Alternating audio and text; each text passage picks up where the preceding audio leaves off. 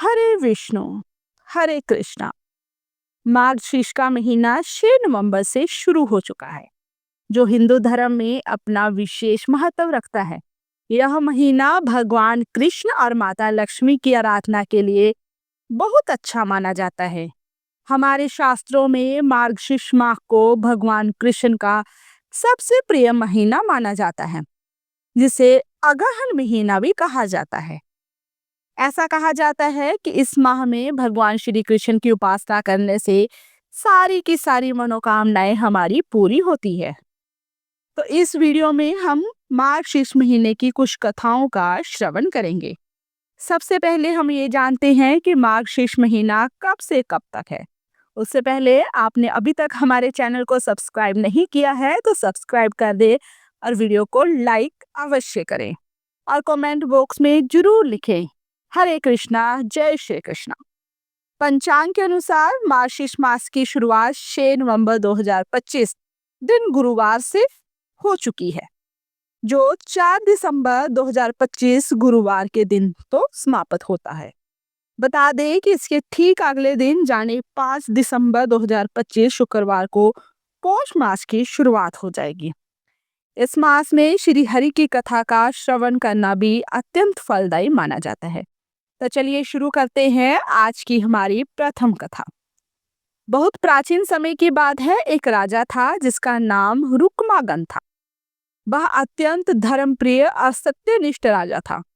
उसके राज्य में सभी लोग सत्य, अहिंसा और दान धर्म का पालन करते थे। एक बार भगवान श्री विष्णु की कृपा से एक ब्राह्मण राजा के दरबार में आए और बोले, राजन, यह मार्गशीर्ष महीना आरंभ हो रहा है, जो समय श्री हरि को अति प्रिय है। जो इस महीने स्नान, दान, व्रत, पूजन और कथा का श्रवण करता है, वह जन्म जन्म के पापों से मुक्त होकर विष्णु लोक को प्राप्त करता है। राजा ने आदर पूर्वक कहा, हे ब्राह्मण देव, कृपा कर मुझे इस महीने का व्रत विधान और कथा सुनाइए। ब्राह्मण बताते हैं कि श्री हरि के अवतार श्री कृष्ण जी को यह महीना समर्पित है। हे राजन, एक बार श्री नारद जी बैकुंठ धाम पहुंचे और भगवान विष्णु से बोले, हे प्रभु, आपके भक्तों को किस मास में आपकी विशेष कृपा प्राप्त होती है? तब भगवान विष्णु मुस्कुराए और बोले, हे नारद, मार्गशीर्ष मास मुझे अति प्रिय है। इस माह में जो व्यक्ति प्रातःकाल स्नान करता है, दीपदान करता है, तुलसी पूजन करता है, गायत्री मंत्र या विष्णु सहस्त्र नाम और श्री कृष्ण नाम का जाप करता है, उसे अनेक जन्मों का पुण्य प्राप्त होता है।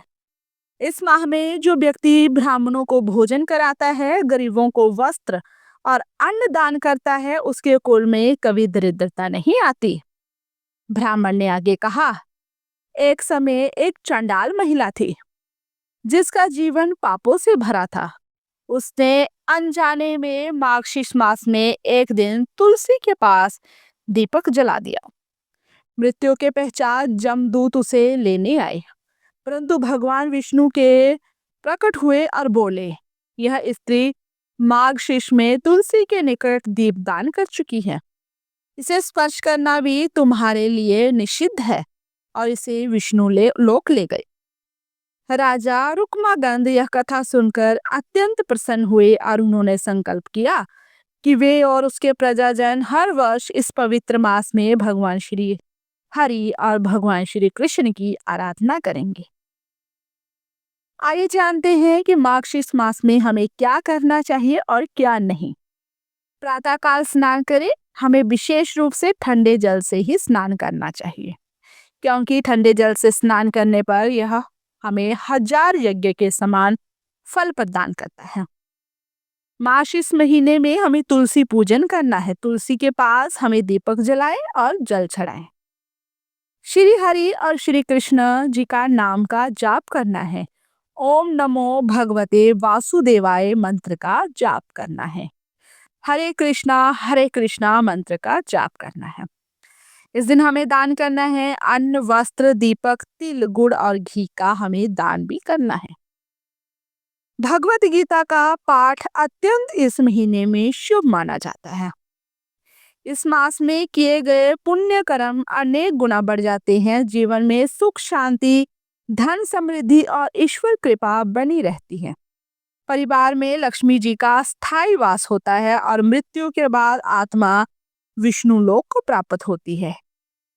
जो भक्त मार्गशीर्ष मास में श्रद्धा भाव से भगवान श्री कृष्ण की पूजा करते हैं वह इस लोक में सुख, अगले लोक में मोक्ष को प्राप्त करते हैं। तो अभी हम और एक कथा का श्रवण करेंगे जिसमें हमें एक नई सीख मिलेगी। बहुत समय पहले की बात है। कांचीपुरी नाम का एक नगर था। वहां एक ब्राह्मण रहता था और उसका नाम था सुदर्शन।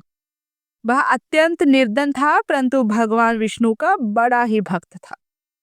सुदर्शन पूरे वर्ष किसी तरह जीविका चलाता था, अपना जीवन यापन करता था। परंतु मार्गशीर्ष मास आते ही उसका मन उल्लास से भर जाता था, खुशी से झूम उठता था। हर वर्ष इस पवित्र मास के प्रारंभ में वह नदियों में स्नान करता, तुलसी माता पर जल चढ़ाता, भगवान श्री हरि का नाम जप करता, श्री कृष्ण जी का नाम जप करता और जो कुछ मिलता उसका थोड़ा भाग दान कर देता, माँ लक्ष्मी का पूजन करता। एक वर्ष मार्गशीर्ष मास को पहले दिन सुदर्शन अत्यंत भूखा था। 3 दिन से उसने अन्न का एक दाना भी नहीं खाया था। उसने सोचा आज तो मैं भी तुलसी पर दीपक नहीं जला पाऊंगा, मेरे पास तेल तक नहीं है। इतना कहकर वह भगवान विष्णु के मंदिर के पास बैठ गया और दुखी होकर बोला, हे नारायण, मेरे पास कुछ नहीं, लेकिन मेरा मन सदा तुम्हारे चरणों में है। अगर मेरे इस भाव से आप प्रसन्न हो जाएं तो मैं धन्य हूँ। इतना कहकर उसके पास ही एक टूटी हुई मिट्टी की का दिया देखा जिसमें वर्षा का थोड़ा सा जल भरा हुआ था। उसने उसी में एक सूखा पत्ता डालकर दीपक जलाने का प्रयास किया। दीपक कुछ देर के लिए टिमटिमाया और बुझ गया, लेकिन भगवान विष्णु ने उस क्षण सुदर्शन की भक्ति भाव को स्वीकार कर लिया। उस रात सुदर्शन को स्वप्न में भगवान श्री हरि के दर्शन हुए। भगवान बोले, बस तुम्हारी भक्ति ने मुझे अत्यंत प्रसन्न किया है। तुमने मार्गशीर्ष मास में अपनी सच्ची श्रद्धा से दीप जलाया है। भले ही उसमें तेल नहीं था लेकिन तुम्हारे मन में प्रेम था, इसलिए मैं तुम्हें वर देता हूँ, अब तुम्हारे घर कभी अन्न की कमी नहीं होगी। सुबह जब सुदर्शन उठा तो देखा कि उसके घर में अन्न, वस्त्र, धन के भरे पात्र पड़े हैं। सारा नगर यह देखकर अचंभित हो गया। लोगों ने कहा, सच्ची भक्ति कभी व्यर्थ नहीं जाती।